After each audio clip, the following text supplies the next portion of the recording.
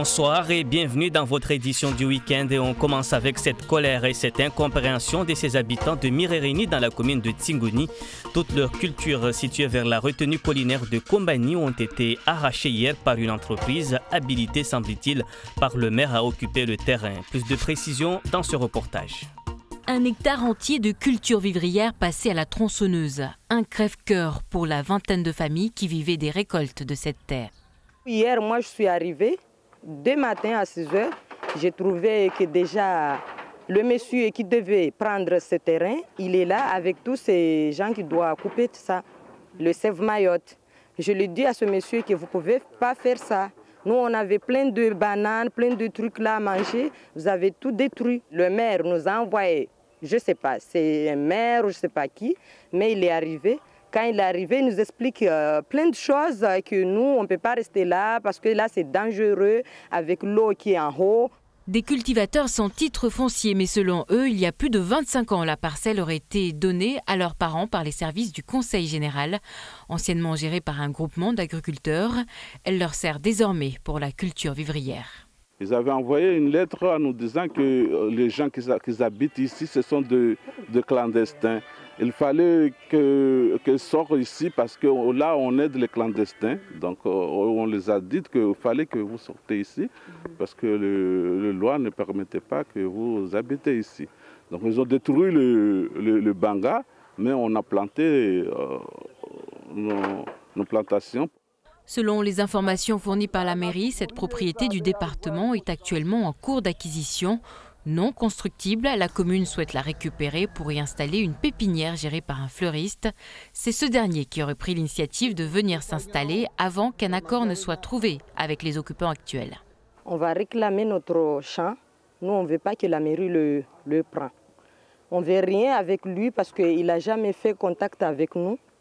Toujours il nous donne des rendez-vous et ce rendez-vous, c'est toujours foutu. D'autres discussions sont prévues. La mairie se dit prête à fournir une autre parcelle à ces familles, à condition qu'elles ne leur servent qu'au maraîchage.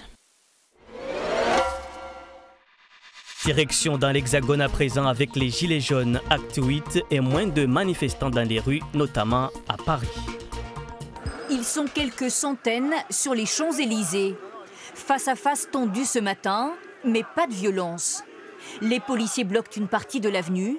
Les organisateurs des Gilets jaunes appellent au calme. Des manifestants avec un brassard rouge relaient le message. On se mettre en tort, s'il vous plaît, remontez rue de Péry, c'est important. Allez, on remonte. Les manifestants vont poursuivre leur défilé dans d'autres endroits, dans la capitale.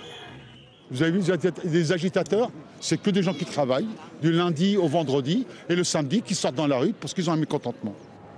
Mobilisation contrastée en France ce matin. Des signes d'essoufflement dans le Var, au péage de Fréjus. Et à Toulouse, moins de manifestants par rapport à décembre dernier. C'est vrai qu'on stagne un peu ici, on est un peu moins nombreux le matin, mais je vous invite vraiment à aller prendre des images sur le nombre de manifestants cet après-midi, que je pense sera beaucoup plus conséquent. En revanche, les Gilets jaunes sont fidèles au rendez-vous à Caen et ici à Rouen. Plusieurs milliers, avec un message pour le chef de l'État. Il faut qu'ils comprennent que les Français, le peuple en a marre, il faut que ça bouge quoi. Marseillais, avec vous. Mobilisation aussi à Marseille pour réclamer encore plus de pouvoir d'achat. Les mesures annoncées sont jugées insuffisantes, notamment la hausse de 100 € des salaires au niveau du SMIC. On lâchera rien parce qu'on nous a rien donné et que les frigos ne sont pas plus remplis que quand ça a commencé. Un mouvement qui peine à se structurer. Un groupe qui se réclame des Gilets jaunes se réunit en ce moment au journal La Provence à l'initiative du propriétaire du titre Bernard Tapie. Mais l'initiative divise. Des Gilets jaunes gardés à distance à l'extérieur dénoncent une récupération. Toujours en métropole, le député LRM du Val-de-Marne, Jean-François Mbaye, a reçu une lettre à caractère raciste et de menaces de mort. Et vous allez le voir, il n'est pas le seul à recevoir ces genres de menaces. C'est une lettre que le député LREM du Val-de-Marne, Jean-François Mbaye, ne pensait pas recevoir en 2019. Tu es ce qu'on appelle un noir de service. On va tout simplement te mettre une balle dans la tête Le climat actuel s'y prête bien. Les victimes d'accidents de chasse augmentent. Tu vas mourir. Des insultes racistes et des menaces de mort passibles de poursuites judiciaires. Après avoir hésité, Jean-François Mbaye a décidé de porter plainte et de dévoiler ce courrier. C'est en montrant, en rendant public ce genre de courrier, qu'on pourra petit à petit se rendre compte définitivement que le racisme en France, ce n'est toujours pas fini. Dans cette même lettre, 2 autres députés de la majorité sont ciblés, Laetitia Avia et Hervé Berville. Cette dernière, déjà menacée il y a plusieurs mois, dit ne plus vivre sereinement. Est-ce que vous avez peur pour votre propre sécurité? Oui. Oui, lorsqu'on a le sang-froid de peser, de choisir ses mots comme cela est fait dans ce courrier, eh bien, je pense qu'on est sérieusement dérangé, oui, et qu'on peut mettre à exécution les faits. Si cette lettre anonyme ne fait pas référence aux Gilets jaunes, depuis plusieurs semaines et le début du mouvement, les parlementaires de la majorité sont pris pour cible. Début décembre, cet autre député reçoit une balle de fusil de chasse, accompagnée d'un message « La prochaine fois, tu te la prends entre les 2 yeux ».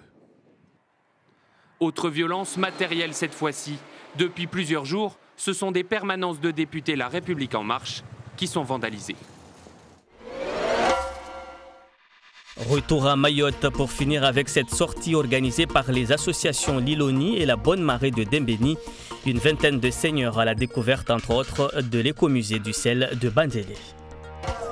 Une vingtaine de seigneurs de Dembéni a participé à cette action découverte. Une balade à Bandrélé, collectivité voisine, dans laquelle se trouve l'écomusée du sel. Les anciens connaissaient l'existence, mais ignoraient comment le sel était extrait du limon. Je ne pensais pas que c'était difficile de produire du sel, mais personnellement, je ne trouve pas cela compliqué. Quand on veut, on peut. Avant la visite du musée, les seigneurs se sont retrouvés dans un espace d'échange et de convivialité.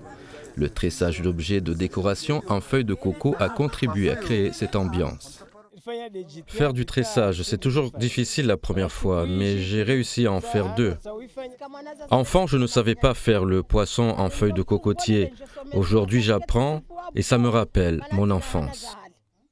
Je suis contente d'être là et de découvrir ce lieu également, contente aussi de voir des personnes que je ne connaissais pas. 2 fois par mois, les associations Liloni et la Bonne Marée de la commune de Dembéni organisent des sorties dédiées aux seniors.